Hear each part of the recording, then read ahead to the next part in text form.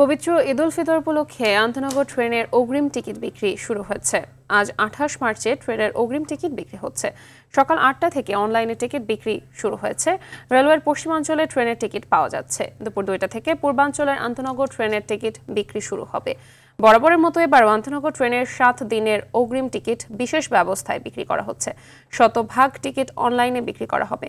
তবে অনলাইনে টিকিট কাটতে না পেরে অনেকে যাত্রীরা কমলাপুর রেল স্টেশনে এসে ভিড় করছেন। তারা বলছেন সকাল 8টা থেকে তারা চেষ্টা করেও টিকিট কাটতে পারেননি। মাত্র 4-5 মিনিটের মধ্যে সব টিকিট বিক্রি হয়ে গেছে। সিন্ডিকেটকে দুষছেন সাধারণ মানুষ। এদিকে গাবতলী, মহাখালী ও সায়দাবাদ থেকে ঈদের অগ্রিম বাসের টিকিটও বিক্রি হচ্ছে। আমি এখানে আসছি যে এখান থেকে কোনো টিকিট পাওয়া যায় কিনা। অনেকে আছে অনলাইনে কেটে ওটা মুনাফার জন্য কিছু হাতে রেখে দেওয়ার জন্য আমি মনে করলাম যে এখানে আসলে যদি ওইরকম কোনো টিকিট আমি পাই আর কি। আজকে টিকিট চাচ্ছি, আজকে টিকিটও নাই, কালকে চাচ্ছি, কালকেরও নাই, পরশু দিন চাচ্ছি, তাও নাই। বলতেছে যে 3 দিনে আপনাকে দাঁড়িয়ে যেতে হবে। 16,636টা আসনের বিপরীতে টিকিট দেওয়া শুরু হয়েছে এবং সকাল 9টা পর্যন্ত 15,835টা টিকিট বিক্রি হয়ে গেছে অলরেডি। আর আজকে হিট করেছে 1,16,00,000।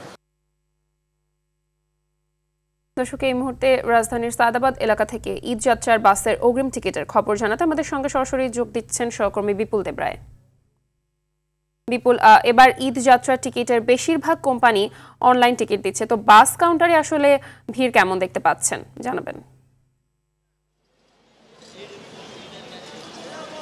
মাহবুবা, বাস কাউন্টারে ভিড় নাই বললেই চলে। অর্থাৎ আজকে সকাল থেকে যেভাবে আমরা ট্রেনের টিকিট বিক্রি হচ্ছিল, অর্থাৎ ট্রেনের টিকিটের প্রতি মানুষের যে আগ্রহ সেটি কিন্তু এখনও সৃষ্টি হয় নাই বাস কাউন্টারগুলোতে। অর্থাৎ উপচে পড়া যে ভিড়টি আমরা সবসময় দেখে আসি সেই ধরনের ভিড় কিন্তু এখনও আসেনি। এখানকার কাউন্টার ম্যানেজারদের সাথে আমরা কথা বলেছি, তারা বলছেন আসলে ঈদ যত সামনে আসছে হয়তো সামনের দিকে হয়তো কিছুটা ভিড় বাড়তে পারে। অর্থাৎ 25 রমজানের পর থেকে তাদের যে হয়তো উপচে পড়া ভিড় বা যে চাহিদার যে বিষয়টি সেটি হতে পারে। তবে একেবারে এখন বলা যায় একেবারে কাউন্টার ফাঁকা রয়েছে এবং বিশেষ করে সাধারণ যারা নিয়মিত যে যাত্রী তারা কিন্তু যাওয়া আসা করছেন। তবে ঈদের যে বিশেষ যে বিষয়টি সেটি হচ্ছে না এবং তারা আমাদেরকে জানিয়েছেন যে আসলে অগ্রিম টিকিটের যে বিক্রির বিষয়টি তারা 28 তারিখের যে টিকিট বিক্রি করার কথা ছিল সেটিও কিন্তু তারা ওভাবে বিক্রি করতে পারছেন না।